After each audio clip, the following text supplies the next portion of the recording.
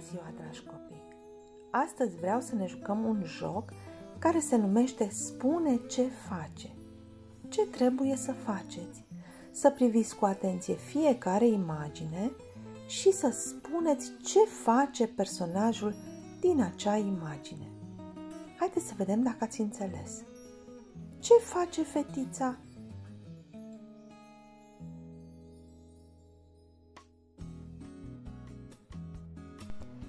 Perfect!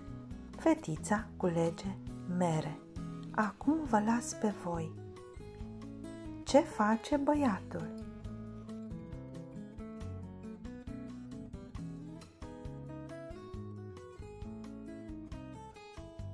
Ce face băiatul?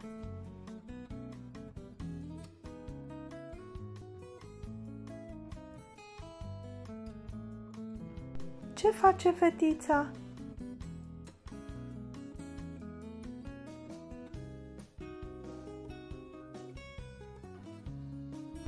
Ce face băiatul?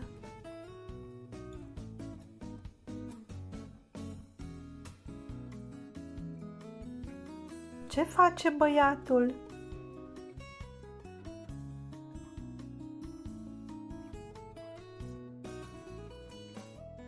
Ce face veverița?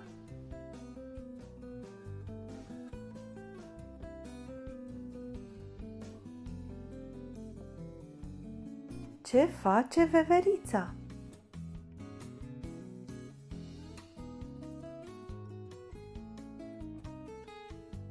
Ce fac copiii?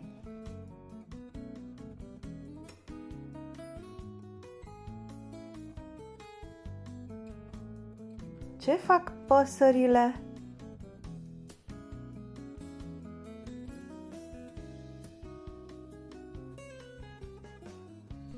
Felicitări, copii!